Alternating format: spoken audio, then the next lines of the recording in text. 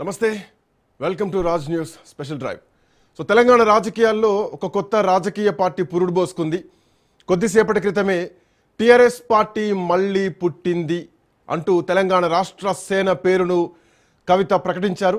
So ఎక్కడ leak రాకుండా రకరకాల పేర్లు తెలంగాణ జాగృతి అన్నారు, తెలంగాణ రాజ్య పార్టీ అన్నారు. సో దాంట్లో రకరకాల ఈక్వేషన్స్ ఉంటాయన్నారు, చాలా పేర్లు వచ్చాయి. బట్ ఇప్పుడు మళ్ళీ తెలంగాణ రాష్ట్ర సేన అంటూ కూడా టీఆర్ఎస్ పార్టీని అనౌన్స్ చేసింది కవిత.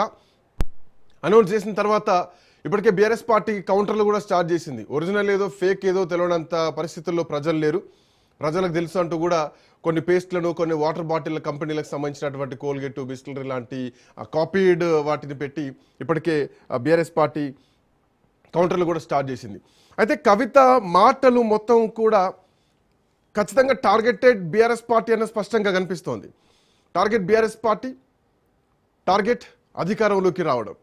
సో కవిత ఆలోచన విధానం ఏమిటి, కవిత పార్టీ ఎట్లా ఉండబోతోంది, కవిత పార్టీ ఎజెండా ఏంటి మొత్తం కూడా బయట పెట్టేసింది. పెడుతూ కేసీఆర్ని చాలా కీలకమైనటువంటి కామెంట్లు చేయడం జరిగింది. కేసీఆర్ మన కేసీఆర్ కాదు, కేసీఆర్ ఉద్యమ కేసీఆర్ కాదు, కేసీఆర్ ప్రజల్లో ఉండే కేసీఆర్ కాదు, కేసీఆర్ మారిన కేసీఆర్, మరమనిషి కేసీఆర్, మరబొమ్మ, గుంటనక్కలు తోడేళ్ళ మధ్యలో బందీ అయిపోయినటువంటి మనిషి కేసీఆర్. హైడ్రా ఇల్లు కూలిస్తే రాడు, అక్కడ ఖమ్మం ఇల్లు కూలితే రాడు, బస్సు యాక్సిడెంట్లు అయితే రాడు, రైతులు నష్టపోతే రారు. సో ఈ కేసీఆర్ ఆ కేసీఆర్ కాదు, ఈ కేసీఆర్ లేడు.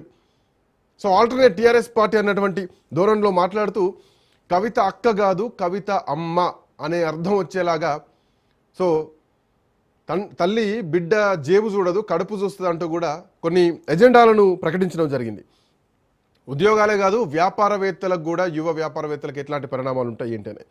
సో ఇవన్నీ ఇట్లా ఉంటే యుద్ధం తండ్రితో, యుద్ధం బీఆర్ఎస్ పార్టీతో, అది కూడా పాత టీఆర్ఎస్ పార్టీ పేరునే పెడుతూ ప్రజల్లోకి వెళ్తోంది. సో ఎట్లా ఉండబోతోంది కవిత రాజకీయ అడుగులు, ఎట్లా ఉండబోతున్నాయి, కవిత ఎంతవరకు కేసీఆర్కు ఎదురు నిల్చోబోతోంది, కవిత బీఆర్ఎస్ పార్టీని ఎంతవరకు నిలబడుతుంది ఎదురు తిరిగి. అటు అధికారంలో కాంగ్రెస్ పార్టీ ఉంది. సో అంతా కొత్త మొహాలే, కవిత మొహం తప్ప ఇంకొక మొహం ఎవరికీ తెలియదు. అట్లాంటిది ఒక్క టీఆర్ఎస్ పేరుతోటి పాత టీఆర్ఎస్ పార్టీని మళ్ళీ పుట్టిస్తే, అది కవిత రూపంలో వస్తే ప్రజలు యాక్సెప్ట్ చేసేటువంటి పరిస్థితులు తెలంగాణ రాష్ట్రంలో ఉన్నాయా? మాట్లాడదాం. డాక్టర్ శేషు సార్ మనతో పాటు జాయిన్ అవుతున్నారు. Seshu sir, good morning.